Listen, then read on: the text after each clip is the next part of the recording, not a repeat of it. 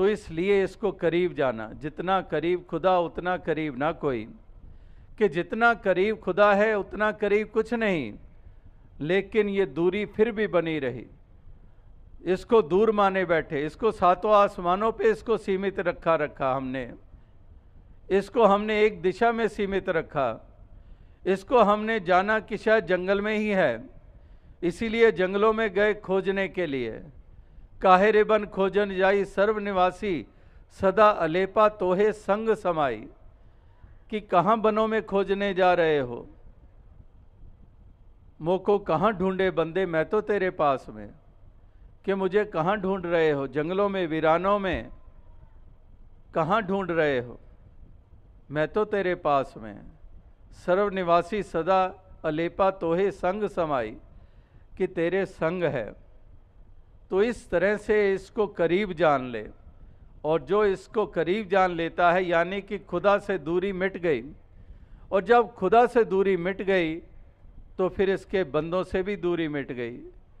इससे समीपता नहीं बनी थी, इससे नाता नहीं जुड़ा था, इसलिए इसके बंदों से भी दूरी बनी हुई थी। इसलिए हमने इन बंदों से भी फासले बनाए हुए थे। तू पंजाबी है, मैं सिंधी हूँ, मैं गुजराती हूँ, तू राजस्थानी है, मैं हिंदुस्तानी हूँ, तू पाकिस्तानी है, इस तरह से तू चीनी है, तू जापानी है, तू अमेरिकन है, तू यूरोपियन है, तू अरबी है, तू फारसी है। इस तरह से ये दूरियां बनी हुई थी। मैं ब्राह्मण हूँ, तू क्षत्रिय है, तू वैश्य है, तू हरिजन है, इत्यादि। इस तरह से ये दूरियां बनी हुई थी। जैसे कल भी कहा कि रंग नस्ल के लिहाज से भी दूरियां, तो जब खुदा से नज़दीकत बन गई तो फिर इंसानों के दरमियान भी दूरियां मिट गईं।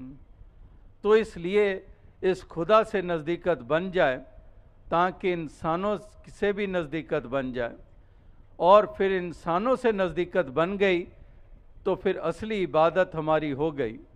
जब इंसानों से प्यार करना हम सीख गए, इनसे फासले मिटा दिए, इनको गले लगा लिया, ये नहीं देखा कि ये पगड़ी वाला है कि टोपी वाला है, इनको हमने गले लगा लिया, जान लिया कि ये मेरे ही परिवार का अंग है, खुदा के ही परिवार का अंग है।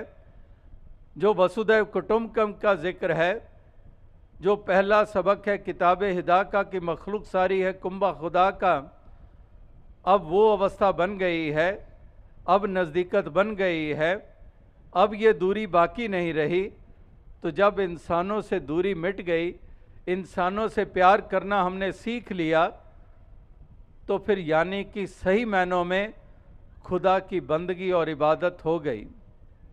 जैसे वो शायर ने कहा है कि सर झुकाने से नमाज तो अदा हो जाती है, लेकिन इबादत के लिए दिल झुकाने पड़ते हैं। कि केवल सर झुका लिया तो नमाज तो हो गई अदा, लेकिन सच्ची इबादत, सच्ची बंदगी के लिए तो दिल झुकाने पड़ते हैं। और दिल वही झुकते हैं जिनमें प्यार बसता है, जिनमें प्रेम बसता है, वही झुकते हैं। वरना तो अहम से भरे होते हैं, अभिमान से भरे होते हैं, अहंकार से भरे होते हैं।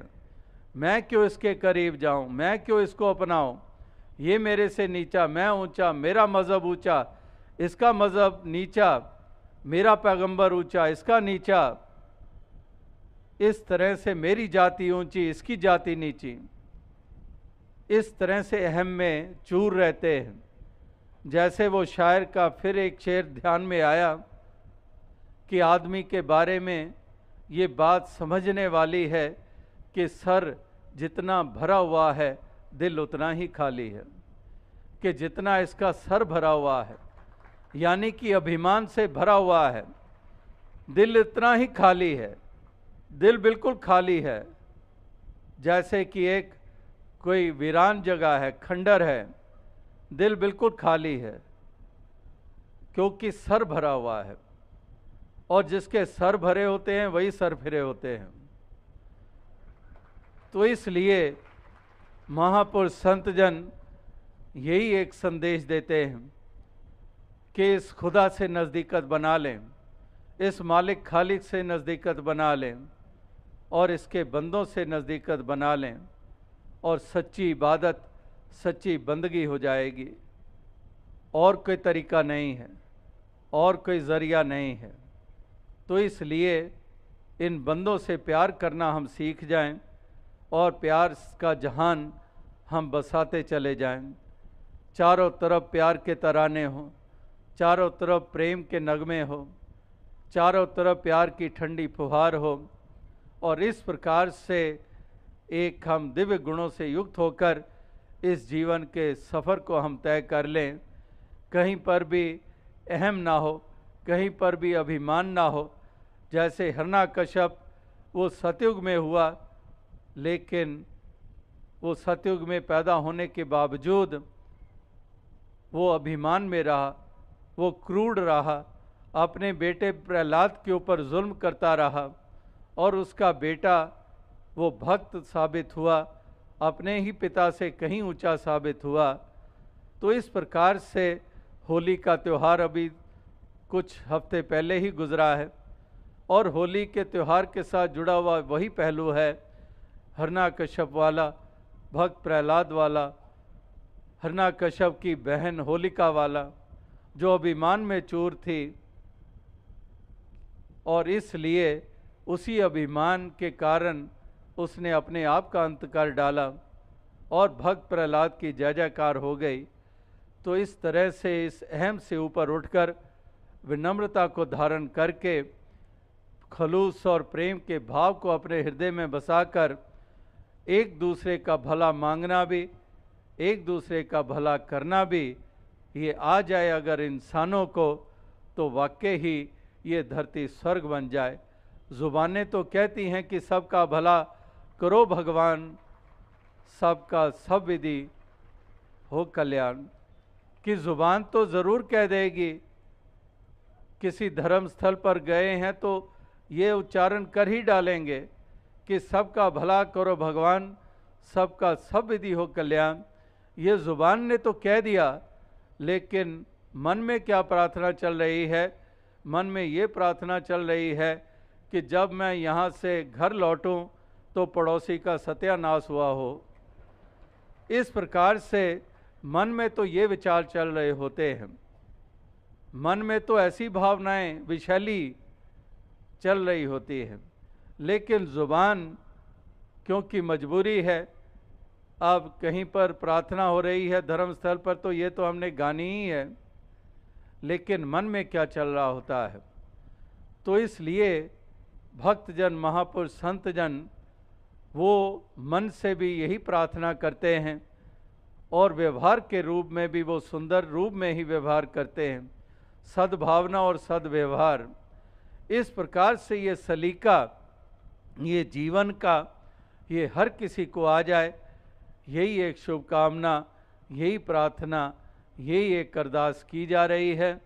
साथ ही साथ वो संदेश भी दिए जा रहे हैं, वो मरम भी बताई जा रही है, वो ढंग भी बताया जा रहा है, वो रास्ता भी दर्शाया जा रहा है कि जिस रास्ते पे चलने से, जिन भावनाओं से युक्त होने से हे इंसान तेरा म्यार ऊंचा होगा, तो उसी रास्ते पे चल निकल, उन्हीं भावनाओं से युक्त हो जा और अपना ये सफ़र जो है ये जीवन का मुबारक बना ले। ये तुम्हारा संसार में आना भी मुबारक, तुम्हारा संसार में रहना भी मुबारक, और जब संसार से रुखसत हो जाओगे तो तब भी अपना यश छोड़कर जाओगे, एक दूसरों के लिए प्रेरणा के कारण बनकर जाओगे।